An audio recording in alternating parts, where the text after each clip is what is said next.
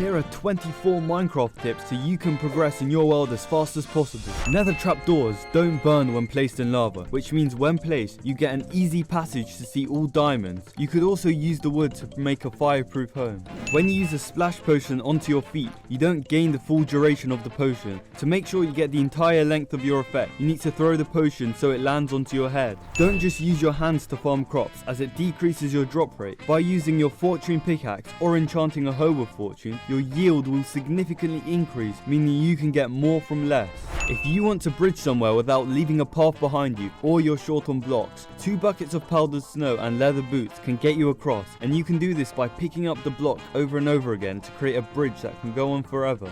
If you've ever wanted to drop from a tall height but you don't have a water bucket, or are in the nether, just by placing a boat and riding it, you can avoid all fall damage. This does only, however, work on Java. It's possible to phase through walls using ender pearls. If you point your crosshair to the corner of the block, you can TP into the block, allowing you to walk through. Just make sure you're not on low health, as it does damage you quite a bit. If you're low on air underwater, by placing a door, you can create an air pocket, allowing you to take a break. If you're on bedrock or don't have any wood, magma blocks also provide the same function. However, remember to crouch, otherwise it will damage you. If you need to kill a nearby enderman but are too underpowered or not skilled enough, creating a 2-block high platform will mean they won't be able to reach you whilst aggroed, and you can also swing all you want. You don't actually need that much water to create a farm, as water can hydrate soil in up to 4 blocks in each direction, including diagonally, meaning it's possible to have 1 water source every 8 blocks and still have all your crops growing normally. Although chorus fruit seems annoying for teleporting you, when you have the levitation effect and are at risk of fall damage, eating one of these fruits will safely return you to a block, saving you from taking fall damage.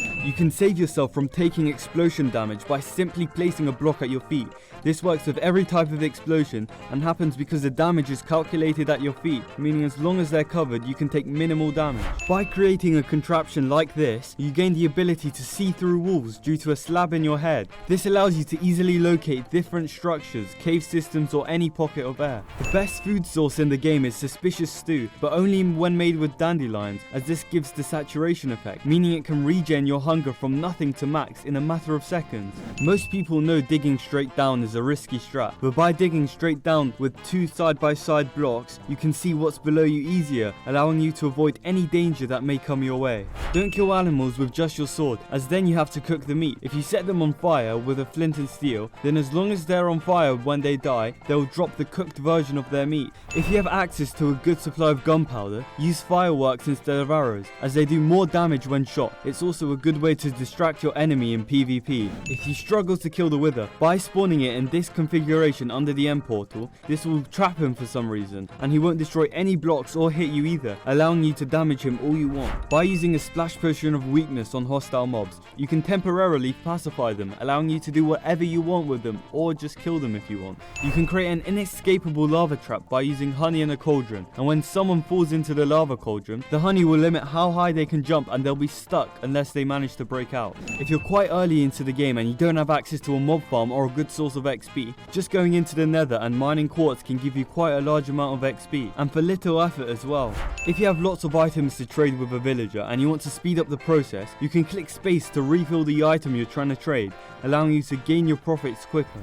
Lily pads normally seem like just an annoyance, but when trying to traverse a body of water without a boat, you can place them at your feet, allowing you to walk like normal over the water.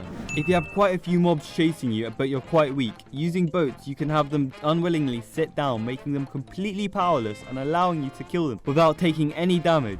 If you want to light up your home but you don't like the look of torches and the available lights, by placing a torch inside of an armor stand, you can quite easily hide them from view while still having the light it produces. If you want to know the best locations to make your base, click this video on screen now, and otherwise subscribe.